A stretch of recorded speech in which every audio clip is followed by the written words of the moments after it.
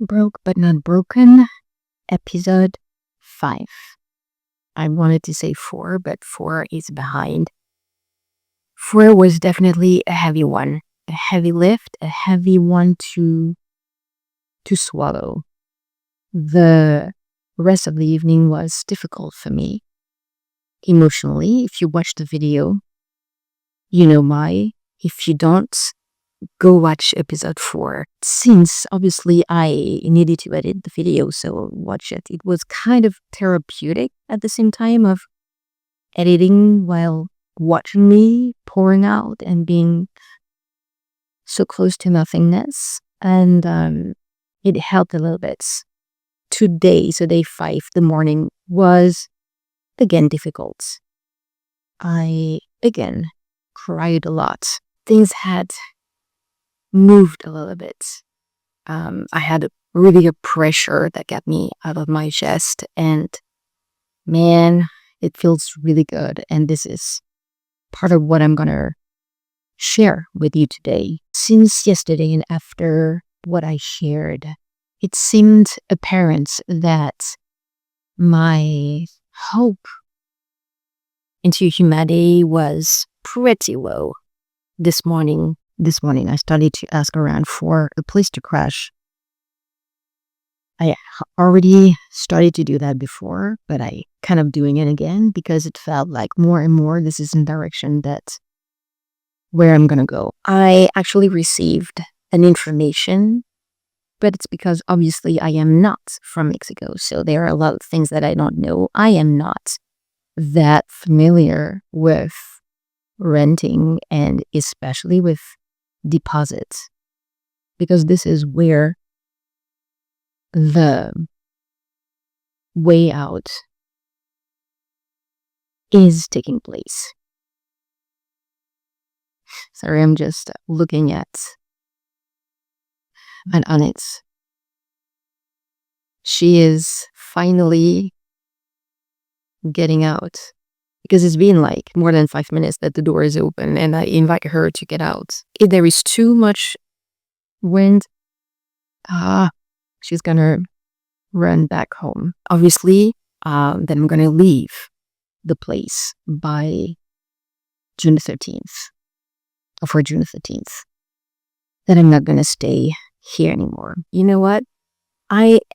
Since I came here and I started to work on myself and I started to transform not just my life, but myself, but like so deeply, and that right now I am definitely into a massive change. So it is following that path. So it helped for that, knowing that information. I have next week an interview for a job entry at teaching French because they are looking for native French. So definitely gonna put all of my high intentions, and please do so for me. Please, if this is the only thing that you do for me, put all your high energies to make that I am getting that job. This morning, I had a friend who sent me some money, who made a donation, a good donation.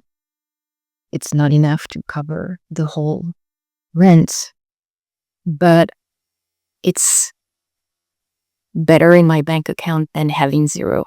That's for sure.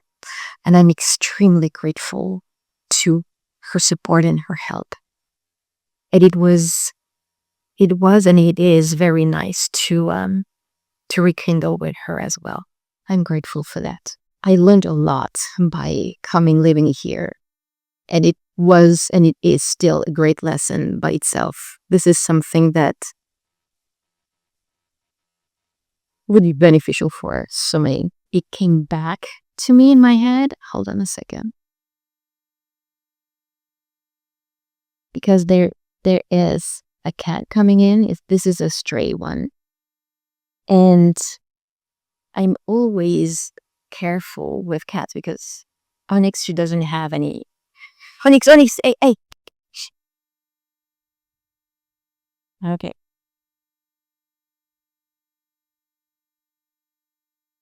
I don't know if you can see the cat is walking here.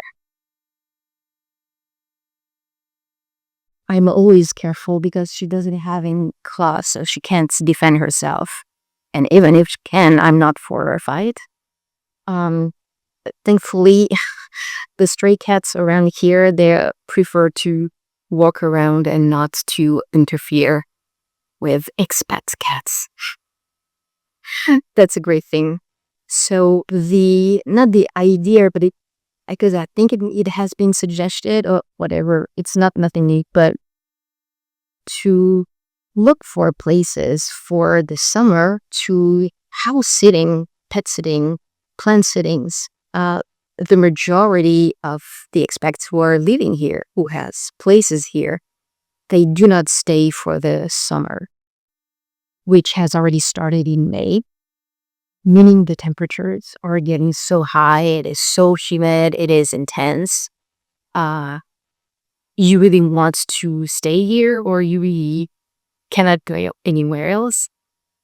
A bit like me, a perfectly nice service exchange. So this is what I had started to do, to a very short message with selfie, Onyx and I. She never liked to be held. So far, I have a few responses. I have few mention my name as well. And I have maybe 2 possibilities. Have to check that out. Obviously, the most ideal would be to find one place and to be able to stay a few months. So not moving all the time, because there is all of my stuff and Onyx every time for her to adapt. And a new place, we are tagging along, her and I, and kind of sadly for her, she's gonna have to get along with this journey. Maybe it's part of her contract as well. Who knows? So I told you the other episode, I think it was 3, that I don't want those series to be monologue, to be just me talking to the camera. I want to talk to you behind the screen. So I am asking you who might have experienced something as close as possible as similar, because everyone's journey is different. What did you do to get yourself back up, to become stronger again, to bring balance again into your life? I want this precarious situation, this tough time that I am experiencing, to be beneficial for everyone. There is something to learn for others as well, just like you, who is watching maybe right now. So that's why I am asking the other you who got back from it, who got stronger again, with balance in your life and manifesting, and you are safe, not even safer, you are safe. What did you do to make that happen, to make it possible, to regain trust in yourself? But most of all, how did you do to believe again into humanity if you had experienced something similar, of the indifference, of the rejection, of really feeling invisible? How did you bring back compassion? I'd like to know, because this is something that I would like to apply, to be better equipped. I have so many tools, but I do not have all the tools. So that would be nice. If you have missed the previous videos, you're going to find down below in the description section the playlist for Broke But Not Broken, Revin's Unfiltered Diary to Survive. Sorry, because I feel like I'm getting bitten by mosquitoes. I really do not see the use of mosquitoes, but it's not going to take anything away from me feeling better and more than hopeful. if this video, this content, this is something that relates to you somehow, if it speaks to you one way or another, because you had experienced it, because you came back from it, because maybe you're experiencing something similar. Maybe it's make you feel less alone in the way that someone else, me or others, have a really tough time, and that things can change, things can switch out of the blue, literally.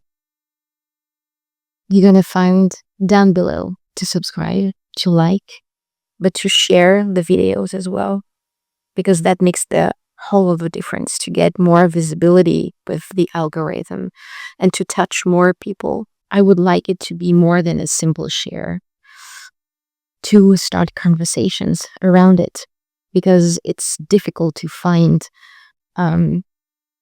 people who are willing to talk about things that tough. And I'm sure that you have experiencing something similar, that you needed at some point and no one was around, because let's be real, we are triggers for others, at least in this place. And with me, you are sure that this is a safe space. That's why it is unfiltered. And if you want to support more this journey, you're going to find in the description as well tip jars, links to my PayPal and Wise account, or any other kind of support that you can bring to me. I am wide open to listen. This is part of all of my personal change as well. So we're going to see in episode 6 what is happening. How did my landlord react it? And for me to find a place to crash and that accept Onyx, because it's not just me, it's Onyx. Or am I going to be able to find a place to house it for a few months for the summer? We're going to find that tomorrow.